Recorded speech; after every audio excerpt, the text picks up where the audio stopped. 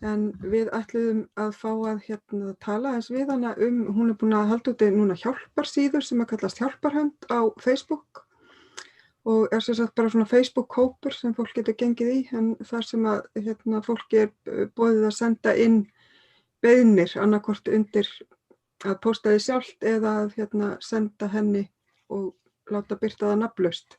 Þetta eru svona hjálparbeiðnir alls konar aðstoð. Af því að það náttúrulega eru bara margir í mjög vondum aðstæðum núna fjárhagslega og kannski bara ef að þú vilt byrja að segja mér aðeins frá bara hvernig þú ákvaðst að stofna þessa síðu og hvað. Já, takk fyrir að hafa mig hérna til að byrja með og svo í öðru lagi, ég stofnaði ekki eins og í síðuna. Þetta var nú þannig að fyrir langa löngu þá var þessi síða stofnuð og var hangandi þarna í einhverju limbói á Facebook af því að við urðum báðar lasnar sem vorum að sjá hana. Svo var ég mánaðamótin ágúst-september, þá var ég næstu því komin í það hyldýpi að þurfa að fara að sækja alls staðar og biðja alls staðar og eitthvað. Og það bara svona hvarflaði allt inn að mér bara, já, Bára Halldórsdóttir að biðja pening á netinu, allt komið fréttir eða eitthvað skilurðu. Og ég fór líka bara að hugsa það yfir höfuð hvað mikið það hvað mikið maður þarf að gefa af sálinni sinni einhvern veginn. Hlusta á fólk byrja að segja, já, ertu ekki búin að prófa þetta, ertu ekki búin að prófa hitt og hvað ekki nýbúin að vera mánaðamót, ég vissum þessi sér dópisti, skilurðu. Þannig ég ákvað að búa bara til hóp, að því ég sá einhvern hóp sem að bauð upp á það að fólk gæti actually verið nafnlaust. Og fólk hefur verið að senda inn pening sem ég set í sameiginlegan sjóð sem að ég bara deili meðal þeirra sem að koma nema fólk hefur sérstaklega séð auglýsingu eða sé sérstaklega með eitthvað í huga, þá hefur við líka látið að fara sér og svo fólk stundum að gefa upp bónusnúmerin sín og þetta, bónuskortanúmerin sín. Einmitt. Já, að kannski líka bara að spyrja því að þú ert náttúrulega að taka við beiðnum frá fólki, hvernig aðstæðum fólk í, svona sem að leita eftir aðstoð? Geturðu nefnt svona? Það mjög misjafnar aðstæður, en það algengasta sem ég rekst á eru ungar konur með börn, það sem að þær eru ekki minni aðstæðendundur og oft öryrkjar, og þær eru í þessari stöðu að þú veist, það ekki fyrir bensíni, lyfjum og mat til að halda hlutum úti því að þær eru að borga leigu og hún of mikið, eða út af því að þær hafa þurft að taka, segjum bíllinn bilaði, þær þurft að taka lán eða svoleiðis. Það svona algengasti hópurinn sem ég rekst á, en síðan líka bara fólk sem að einn sem að ég tala við sem að býr út á landi og hún sem sagt ekki með neina fjármuni út af því að tryggingalæknirinn sem að þarf að fara til að meta hana hefur ekki gert þessi ferð út á landi í nokkra mánuði til þess að meta hana svo hún fái sitt. Og það fólk sem hefur verið í veikindum og fólk sem hefur mist vinnuna sína núna í COVID. En það alltaf þessi þétti miðjukjarni af fólki sem að og verður í stöðugri fátækt þangað til að við Íslendingar gerum eitthvað í því.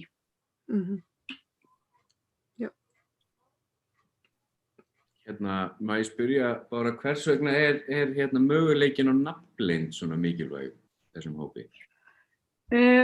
Hann svo mikilvægur að því, afsækið þetta að því að það svo rosaleg skömm sem fylgir því að biðja opinberlega peninga á Íslandi og og því að vera fátæk og svoleiðis. Og oft þetta líka fólk sem að koma, sem að hafa samband við mig sem býr í samfélagi sem kannski eitthvað þorp upp á 50.000 manns, ég veit ekki hvað svona þorp út á landi með mörgum.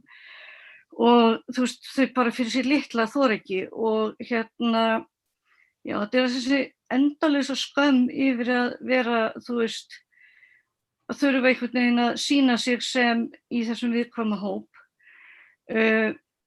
Og ég frá því að hafa lent í þessu áður veit að það geipilegt áreiti sem fylgir því. Það eru sko allt frá því að vera fólk einmitt sem að svona hefur sem besser vissa pælingar hvernig hver ríkir fátækir og öryrkjar séu og þetta sé nú örugglega bara að vera að sníkja, maður eigi að sjá sig sjálfur og ég veit ekki hvað það upp í það að það séu menn að bjóðast til þess að sjá innkaupin fyrir fjölskylduna eða megi nú kíkja í bóli hjá konunni reglulega. Og mín svona, ég langaði bara að létta það að þetta nógu erfitt fyrir. Það maður þurfi ekki líka að vera sko, og ég Bára Halldórsdóttir kennitala þetta svo illa stödd að ég að biðja þetta og ætla hér með að leyfa ykkur að fara að ramsa í því hvort ég sjá einhverja mynda með brosandi á Facebook eða eitthvað. Já, því að það má náttúrulega alls ekki brosa þegar maður fátækur. Nei, maður má heldur ekki eiga til dæmis, þegar ég var í klaustursvesininu þá var ég kölluð hringadrottning að því að ég var með 2 hringa á höndunum sem voru gjafir frá ættingjum og bara með mjög mikil sviði og einhvern veginn heldur fólk einhvern veginn ég hefði getað bjargað einhverju í mínum málum með því að selja þá sko eða eitthvað, ég veit það ekki. Já, einmitt. Alveg fyrir, 2 smjörklípum eða eitthvað svoleiðis. Já, ég meina líka bara má maður ekki eiga hluti til minningar fjölskylduna sína, skilja. Já, akkurat. Já, það líka þetta sem að, við höfum kannski rætt áður og það einmitt þetta stöðuga svona eftirlit og og svona, einhvern veginn heimild almennings til þess að ráðskast með, eigur og tekjur. Þessi klassíska, hvernig hefur öryrki efni á því að fara inn á kaffihús eitt dýrasta kaffihús í bænum í enda mánaðarins, það fikk ég mikið í kringum klaustursmálið. Já, einmitt. Akkurat. Ég man eftir kommentunum, þetta var alveg svakalega skrautlegt. Ég grafnast í ömmu mín í jólabóðinu þegar ég sagði að hún hefði fjármagnað klausturmálið af því að hún hafði nefnilega nýlega gefið mér pínu pening í hendur á mánuðinu. Hún var bara, nei, ekki segja þetta, hvað ertu að segja? Ég það fjármagnar klausturmálið amma mín. Keyptir handa þér kaffibollan, örlagaríka. Já. Einmitt. Já, þetta bara, við náttúrulega þekkjum þetta, en mér langaði líka bara, að svona, það er kannski ágætt að við komum inn í þessa umræður, svona allar. Það er aðgerðir sem hafa verið komið frá yfirvöldum. Það er náttúrulega nokkuð ljóst að þær hafa ekki verið að skila sér til þessa hóps af fólki. Ég fékk nú hennan fína 20.000 kallar einhvern tímann, en hann fór náttúrulega beint í það að mánuðina eftir fyrsti mánuður í lyfjum, sko, lyfjasörkulinu. Já. En já, nei, þeim náttúrulega alveg skemmtilega saman með okkur og skilja okkur ekki, átta sér ekki einhvern veginn, hafa einhvern snerting á því. Ég var að skrifa á Facebook núna daginn, vinkona mín, hún skrifaði svo flotta, ég held hann einhvern veginn einhverja ráðstefnu fyrir 20 árum síðan, eða fyrra, svifum tíma. Og það var kona sem var að halda fyrirlestur sem var svo mikið að tala hvernig svona hlutirnir, hvernig sársauki og áföll liggja á mann og svo framvegis. Og svo ég vitni í sjálfa mig, þá skrifaði ég þetta ári líka hart fyrir hluta heimsins og svo þá sem eru með plús fyrir áföll og vondastöðu, sem sagt hitt Íslandið, þessum öryrkjum, fátæka fólki og þá sem eiga ekki bakland og aðra. Ríkisstjórnar Íslandi veit kannski af okkur en yfir enga hugmynd það hvernig raunveruleikinn hjá okkur og sem sagt, það var nú eitthvað fleira þarna fyrir neðan sem passa ekki alveg að lesa upp beint en hugmyndur þetta einmitt þetta. Ég hef alltaf haldið fram að það að láta Bjarna Ben sjá fjármálin okkar sé eins og að láta einhvern mann í Brasilíu stilla termostati hjá okkur. Þú veist, hann hefur einhver snertingu við hugtækið ískald vetur á Íslandi, skilur við. Einmitt. Líka mér datt einmitt í hug. Það svo skrítið sko að núna erum við komin í aðstæður aftur sem eru jafnvel verri heldur en við vorum í núna í vor þegar þetta kom fyrst, þegar fyrsta bylgjan svo kallaða kom. En það voru gerðar svona ýmsar ráðstafanir, ég til dæmis lenti því að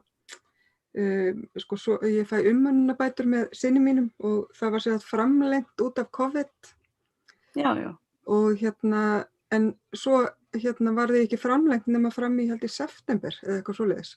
Og nú erum við í annarri, bylgju, við erum með samkomutakmarkanir, og það ekkert meiri framlenging á neinu.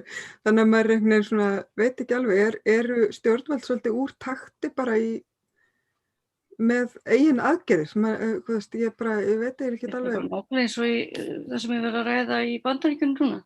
Fyrsti stimulus-tekk og svo bara ekki fleiri stimulus-tekk. Nei. Jú, en ég veit ekki, þetta alltaf þessi staða líka sko hjá fólkinu sem eru eins og við, að við ég meina, hvað við gera að fara í verkfall? Við getum ekki, einhvern veginn skapa þrýsting. Þess vegna ég frekar ánægð reynda með að verkalýðsfélögin hafi verið að sýna okkur vissan stuðning. En þetta bara svoleiðis að þeir sem ég að hjálpa þarna, þeir eru í svo djúpri holu að það sést bara ekki yfir. Og ég sem svona ekki alveg hressasta mannski í heimi, gat nú sýnt því allavega að vera með bréfin á milli og nota og bara það var millifært á reikning sem að félagasamtökin mín eru með og ég millifærði síðan yfir á þau. Eða þá benti á þau beint ef að leit út fyrir að vera sómasamleg manneskja sem var að aðstoða. Og ég er búin að redda einhverjum svona, þú getur farið út þú getur fengið hamborgara með krakkunum þínum hlutum líka. Og svo áherslan mín í desember að því að það annar hópur sem að sjá gjafir og skógjafir og svoleiðis. Hún bara, yfir höfuð fjármagn til þess að sé hægt að geta farið og notið hlutana, fólk þarf, það svo mikið auka útlátum í jólunum. Og svo ætlaði ég að reyna að finna einhvers konar snyrtistofur og eitthvað til þess að reyna að gefa einhverjum af þessum foreldrum sem eru sitjandi í þessari stíflu smá eitthvað knús líka fyrir eða eftir jólin. Af því að þau berjast og berjast fyrir börnin sín og þetta bara, þetta óþolandi. Það var það versta sem ég hef upplifað þegar ég áttaði mig á því að barnið mitt hafði erft af mér þennan ótta peninga. Hann var að þegar hann 18, bæði fornöfnin, komin 5 mánuða leið og sagði ég ekki búin að safna nú á peningum og ég segi, ertu að safna peningum? Já, ég er búin að sé yfir 70.000 til hliðar, ég bara verið að safna mér í peningum, má ekki vera þetta. Og þá bara heyrði ég sjálfa mig í gegnum hann öll skiptin sem að hann hefur upplifað það að mamma þurfti að segja nei og því maður reynir rosalega lengi að fela þetta fyrir börnunum sínum, það tekst svona þangað til einhver viss tímapunktur. Já,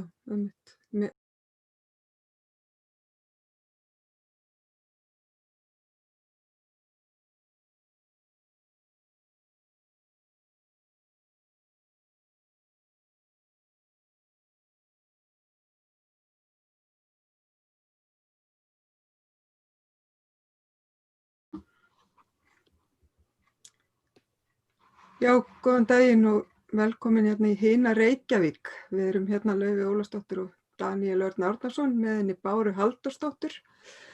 En við ætluðum að fá að tala aðeins við hana hún búin að halda úti núna hjálparsíður sem að kallast Hjálparhönd á Facebook og sem sagt bara svona Facebook-hópur sem fólk getur gengið í en þar sem að fólki boðið að senda inn beiðnir annarkvort undir að posta því sjálft eða að senda henni og láta birta það nafnlaust. Þetta eru svona hjálparbeiðnir alls konar aðstoð. Af því að það náttúrulega eru bara margir í mjög vondum aðstæðum núna fjárhagslega Og kannski bara ef að þú vilt byrja að segja mér aðeins frá bara hvernig þú ákvaðst að stofna þessa síðu og hvað. Já, takk fyrir að hafa mig hérna til að byrja með og svo í öðru lagi, ég stofnaði ekki eins og síðuna. Þetta var nú þannig að fyrir langa löngu þá var þessi síða stofnuð. Hún var hangandi þarna í einhverju limbói á Facebook af því að við urðum báðar lasnar sem vorum að sjá hana. Svo var ég mánaðamótin ágúst-september, þá var ég næstu því komin í það hyldýpi að þurfa að fara að sækja alls staðar og biðja alls staðar og eitthvað. Og það bara svona hvarflaði allt inn að mér bara, já, Bára Halldórsdóttir að biðja pening á netinu, allt komið fréttir eða eitthvað skilurðu. Og ég fór líka bara að hugsa það yfir höfuð hvað mikið það hvað mikið maður þarf að gefa af sálinni sinni einhvern veginn. Hlusta á fólk verið að segja, já, ertu ekki búin að prófa þetta, ertu ekki búin að prófa hitt og hvað ekki nýbúin að vera mánaðamót, ég vissum þessi sér dópisti, skilurðu.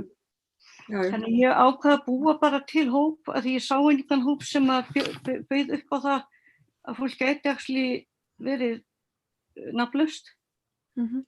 Og fólk hefur verið að senda inn pening sem ég set í sameiginlegan sjóð sem að ég bara deili meðal þeirra sem að koma nema fólk hefur sérstaklega séð auglýsingu eða séð sérstaklega með eitthvað í huga, þá hefur við líka látið að fara sér og svo fólk stundum að gefa upp bónusnúmerin sín og þetta. Bónuskortanúmerin sín. Einmitt. Já, að kannski líka bara að spyrja því að þú ert náttúrulega að taka við beiðnum frá fólki, hvernig aðstæðum fólk í svona sem að leita eftir aðstoð? Geturðu nefnt svona? Það mjög misjafnar aðstæður en það algengasta sem ég rekst á eru ungar konur með börn. Það sem að þær eru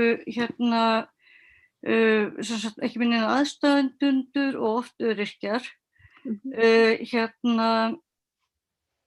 Og þær eru í þessari stöðu að þú veist, þær eigi ekki fyrir bensíni, lyfjum og mat til að halda hlutum úti því að þær eru að borga leigu og hún of mikið eða út af því að þær hafa þurft að taka, segjum bíllinn bilaði, þær þurft að taka lán eða svoleiðis.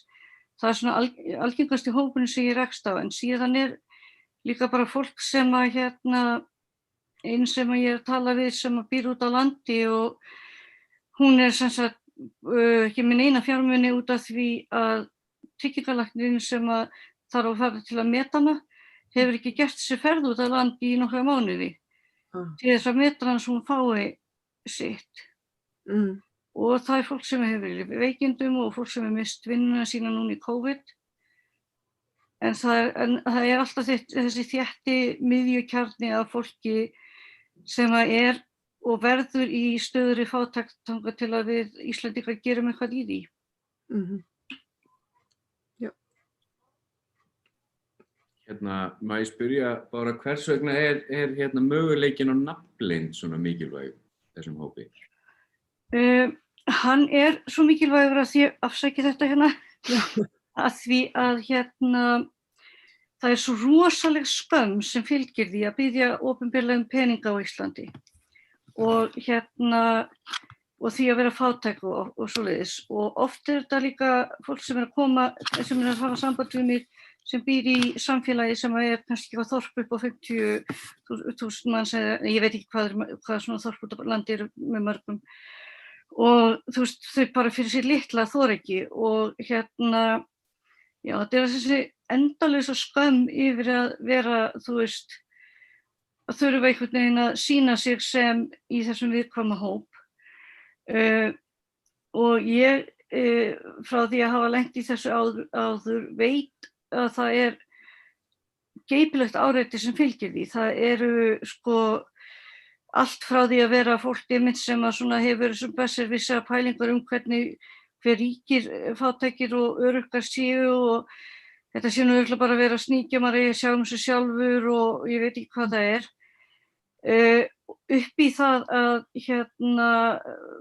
það séu menn að bjóðast til þess að sjá innkaupin fyrir fjölskylduna eða þau megi nú kíkja í bóli hjá konunni reglulega. Og í mín svona, ég langaði bara að létta það að þetta nógu erfitt fyrir. Það maður þurfi ekki líka að vera sko, og ég Bára Halldórsdóttir kennitala þetta svo illa stödd að ég að biðja þetta og ætla hér með að leyfa ykkur að fara að ramsa í því hvort ég sjá einhverja mynda með brosandi á Facebook eða eitthvað. Já, því að það má náttúrulega alls ekki brosa þegar maður fátækur. Nei, maður má heldur ekki eiga til dæmis, þegar ég var í klaustursvesininu þá var ég kölluð hringadrottning, að því að ég var með 2 hringa á höndunum sem voru gjafir frá ættingjum og bara með mjög mikil sviði og einhvern veginn heldur fólk einhvern veginn ég hefði getað bjargað einhverju í mínum málum með því að selja þá sko eða eitthvað, ég veit það ekki. Já, einmitt. Alveg fyrir, 2 smjörklípum eða eitthvað svoleiðis. Já, ég meina líka bara má maður ekki eiga hluti til minningar fjölskylduna sína, skilja. Já, akkurat. Já, það líka þetta sem að, þú veist, við höfum kannski rætt áður og það einmitt þetta stöðuga svona eftirlit og svona, þú veist, einhvern veginn heimild almennings til þess að ráðskast með, eigur og tekjur. Þessi klassíska, hvernig hefur öryrki efni á því að fara inn á kaffihús eitt dýrasta kaffihús í bænum í enda mánaðarins, það fikk ég mikið í kringum klaustursmálið. Já, einmitt. Akkurat. Ég man eftir kommentunum, þetta var alveg svakalega skrautlegt. Ég grafnast í ömmu mín í jólabóðinu þegar ég sagði henni að hún hefði fjármagnað klausturmálið af því að hún hafði nefnilega nýlega gefið mér pínu pening í hendur á mánuðinu. Hún var bara, nei, ekki segja þetta, hvað er það að segja? Ég það, fjármagnar klausturmálið amma mín. Keyptir handaðir kaffibollan, örlagaríka. Já. Einmitt. Já, þetta bara, þú veist, við náttúrulega þekkjum þetta, en mér langaði líka bara, þú veist, að svona, það er kannski ágætt að við komum inn í þessa umræðu, svona allar. Það er aðgerðir sem hafa verið komið frá yfirvöldum. Það er náttúrulega nokkuð ljóst að þær hafa ekki verið að skila sér til þessa hóps af fólki. Ég fékk nú hennan fína 20.000 kallar einhvern tímann, en hann fór náttúrulega beint í það að mánuðina eftir fyrsti mánuður í lyfjum, sko, lyfjasörskilinu. Já. En já, nei, þeim er náttúrulega alveg skemmtilega saman með okkur og skilja okkur ekki, átta sér ekki einhvern veginn, hafa einhvern snerting á því. Ég var að skrifa á Facebook núna daginn, vinkona mín, hún skrifaði svo flotta, ég held hann einhvern veginn var einhverja ráðstefnu fyrir 20 árum síðan, eða fyrra, svipum tíma. Og það var kona sem var að halda fyrirlestur sem var svo mikið að tala hvernig svona hlutirnir, hvernig sársauki og áföll liggja á mann og svo framvegis. Og svo ég vitni í sjálfa mig, þá skrifaði ég þetta ári líka hart fyrir hluta heimsins og svo þá sem eru með plús fyrir áföll og vondastöðu, sem sagt hitt Íslandið, þessum öryrkjum, fátæka fólki og þá sem eiga ekki bakland og aðra. Ríkisstjórnar Íslandi veit kannski af okkur en yfir enga hugmynd það hvernig raunveruleikinn er hjá okkur og sem sagt, það var nú eitthvað fleira þarna fyrir neðan sem passa ekki alveg að lesa upp beint en hugmyndur þetta er þetta. Ég hef alltaf haldið fram að það að láta Bjarna Ben sjá fjármálin okkar sé eins og að láta einhvern mann í Brasilíu stilla termostati hjá okkur. Þú veist, hann hefur einhver snertingu við hugtækið ískald vetur á Íslandi, skilur við. Einmitt. Líka mér datt einmitt í hug. Það er svo skrítið sko að núna erum við komin í aðstæður aftur sem eru jafnvel verri heldur en við vorum í núna í vor þegar þetta kom fyrst, þegar fyrsta bylgjan svokallaða kom. En það voru gerðar svona ýmsar ráðstafanir, þú veist, ég til dæmis lenti því að ég fæ umönnunarbætur með syni mínum og það var sér framlengt út af COVID. Já. Og en svo var því ekki framlengt nema fram í held í september eða eitthvað svoleiðis. Og nú erum við í annarri, þú veist, bylgju, við erum með samkomutakmarkanir, þú veist, og það er ekkert meiri framlenging á neinu, þannig að maður einhvern veginn svona, veit ekki alveg, eru stjórnvöld svolítið úr takti bara með eigin aðgerðir, þú veist, ég veit ekki Þetta er alveg. bara nákvæmlega eins og í það sem ég verið að ræða í Bandaríkjunum núna. Fyrsti stimulus-tekk og svo bara ekki fleiri stimulus-tekk. Nei. Jú, en ég veit ekki, þetta er alltaf þessi staða líka sko hjá fólkinu sem eru eins og við, að við ég meina, hvað við gera að fara í verkfall? Við getum ekki, þú veist, einhvern veginn skapa þrýsting. Þess vegna ég frekar ánægð reynda með að verkalýðsfélögin hafi verið að sýna okkur vissan stuðning. En þetta er bara svoleiðis að þeir sem ég að hjálpa þarna, þeir eru í svo djúpri holu að það sést bara ekki yfir. Og ég sem svona ekki alveg hressasta mannski í heimi, gat nú sýnt því allavega að vera með bréfin á milli og nota og bara það var millifært á reikning sem að félagasamtökin mín eru með og ég millifærði síðan yfir á þau, eða þá benti á þau beint ef að leit út fyrir að vera sómasamleg mannski sem var að aðstoða. Og ég er búin að redda einhverjum svona, þú getur farið út þú getur fengið hamborgara með krakkunum þínum hlutum líka. Og svo er áherslan mín í desember að því að það er annar hópur sem er að sjá gjafir og skógjafir og svoleiðis. Hún er bara, þú veist, yfir höfuð fjármagn til þess að sé hægt að geta farið og notið hlutana. Fólk þarf, það er svo mikið auka útlátum í jólunum. Og svo ætlaði ég að reyna að finna einhvers konar snyrtistofur og eitthvað til þess að reyna að gefa einhverjum af þessum foreldrum sem eru sitjandi í þessari stíflu smá eitthvað knús líka fyrir eða eftir jólin. Af því að þau berjast og berjast og berjast fyrir börnin sín og þetta er bara, þetta er óþolandi. Það var það versta sem ég hef upplifað þegar ég áttaði mig á því að barnið mitt hafði erft af mér þennan ótta peninga. Hann var að þegar hann er 18, bæði fornöfnin, komin 5 mánuða leið og sagði ég er ekki búin að safna nú á peningum og ég segi, ertu að safna peningum? Já, ég er búin að sé við 70.000 til hliðar, ég er bara verið að safna mér í peningum, má ekki vera að og þá bara heyrði ég sjálfa mig í gegnum hann öll skiptin sem að hann hefur upplifað það að mamma þurfti að segja nei og því maður einir rosalega lengi að fela þetta fyrir börnunum sínum, það tekst svona þangað til einhver viss tímapunktur. Já, mér er smá minnistætt orð frá henni Sólveigu Önnu vinkonu okkar, að hún sagði einhvern tímann sko hvað það tekur á sálina að segja öll þessi nei. Já, þetta er einmitt eitthvað sem líka hvað það tekur á sálina að sko, svo er líka það, veistu hvað það er mikil, nei þú veist það náttúrulega, veistu hvað mikil vinna það er, sko þú ætlar að sækja hjá Hjálparstofnun kirkjunnar, fullt af pappirum, þú ætlar að sækja hjá Mæðrastofnun, þú ert að gera eitthvað þar, Mæðrastyrkja þú ert að sækja hjá Fjölskylduhjálp, það eru nokkuð batterí sem þú getur sótt peninga hjá og þú ert kannski að eyða síðustu krónunum þínum í afrit af einhverju skattaframtali eða eitthvað sem sækja og það er á mörkum og það er reiknað eftir ekki alveg raunveruleika mörkum ennþá og ofan á þetta er eitthvað sem að þú ert að gera í neyð þegar þér líður sem allra verst. Já. Og þetta er bara, þetta er sáladrepandi algjörlega. Já. Danni, þú varst með. Já, mér langaði að spyrja þig bara hversu margir hafa verið að leita til þín í gegnum eins og þessa síðu?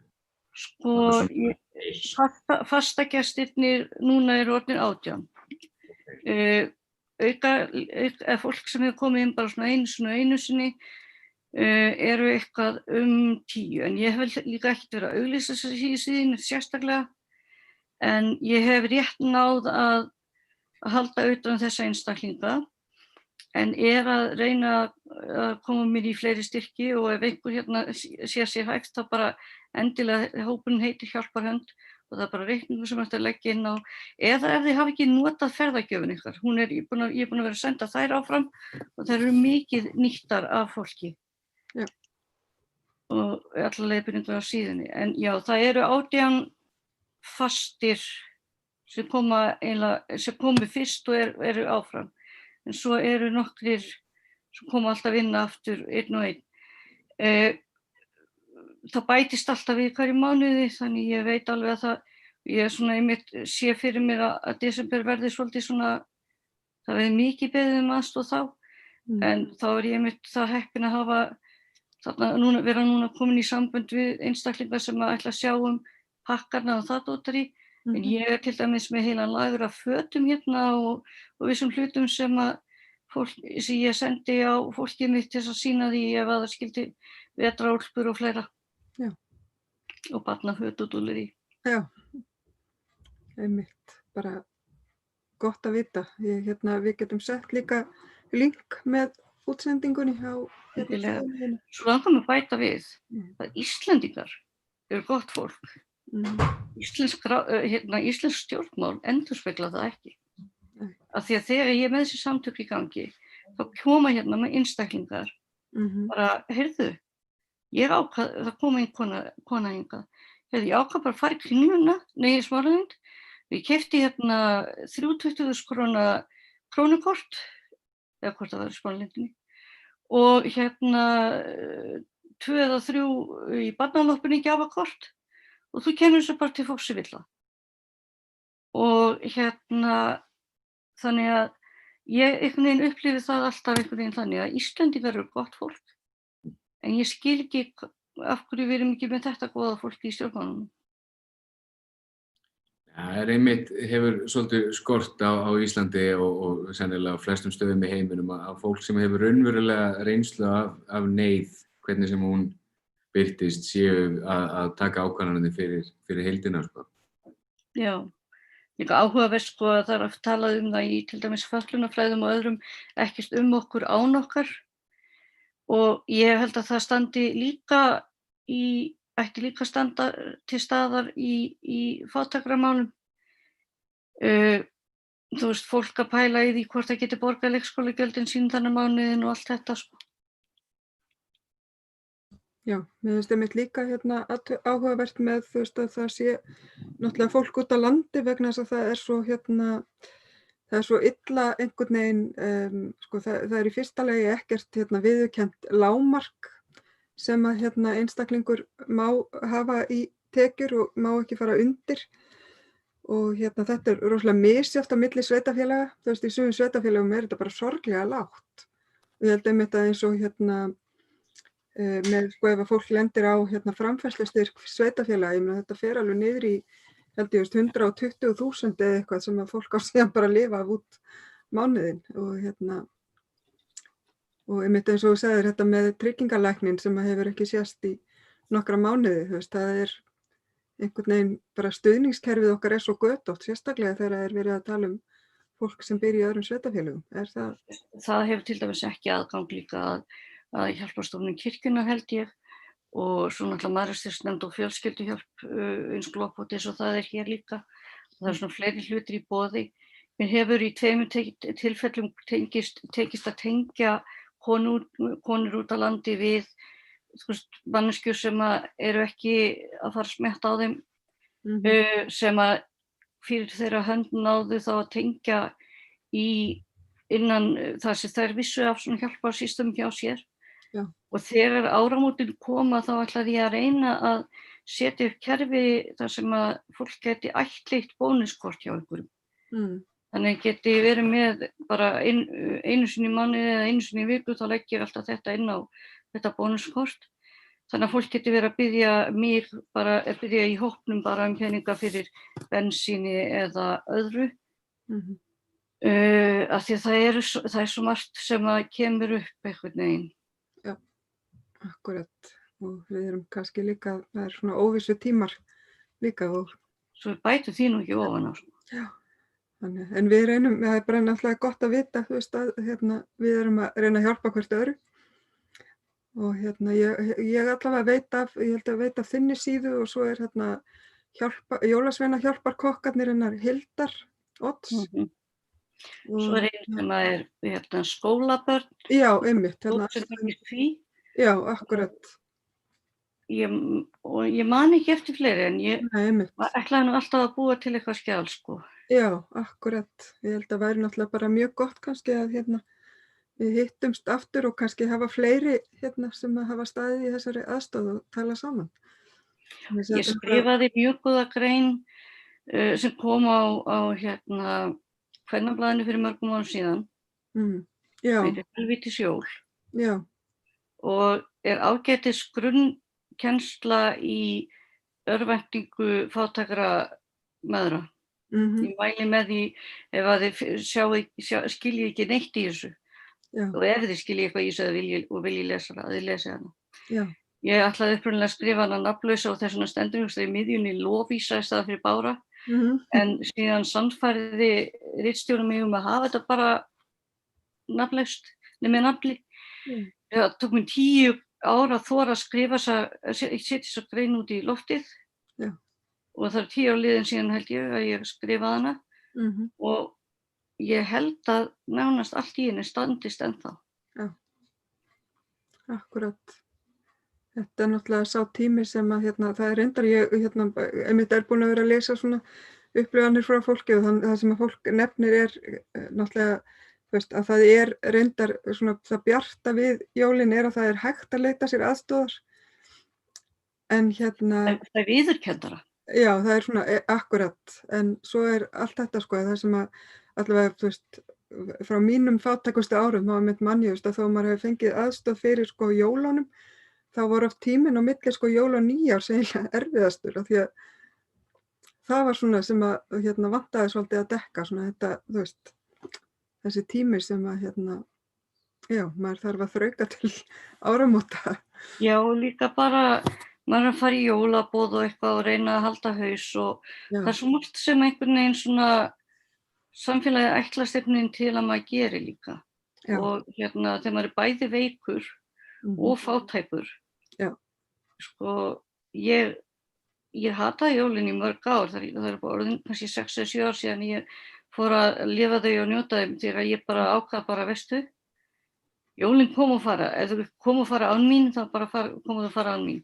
Í fyrra þá var ég óhugnanlega veik allan nóvember og 5 mínútum eftir klukkan 6 á aðfangadag vorum við búin að setja eitthvað svona á borð til að borða. Og svo fór ég daginn eftir í fullkomin mat hjá mömmu því að hún kann alltaf elda eins og einhver ofurkokkur. En það voru alveg mikið jól eins og mörg önnur jól, sko. Já, einmitt. En þetta líka við, við lærum líka að gera minni kröfur við, setjum kannski helstu kröfurnar bara að hafa það notalegt með fjölskyldinni og allavega eitthvað að borða.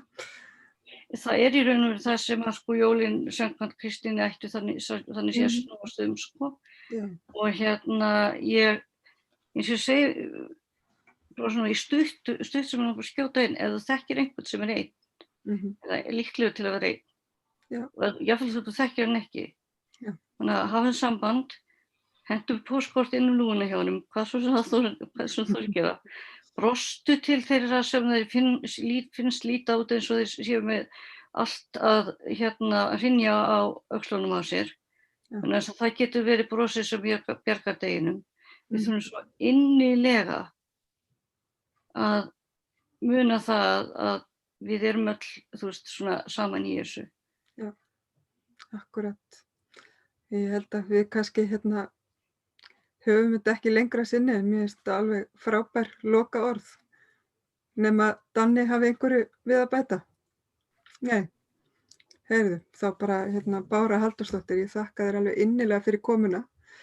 Takk hérlega fyrir tækifæri til að segja frá þessu. Og við setjum link á síðuna þína svo að fólk geti leita til þín ef það þarf eða rétt fram hjálparhund ef það getur. En við reynum að vera öll í þessu saman þó að það sé ekki allir ráðamenn með okkur, en allavega einhverjir. En þá bara kveðjum við úr hinni Reykjavík. Takk fyrir áhorfið og samveruna við kveðum að sinni. Bless, bless.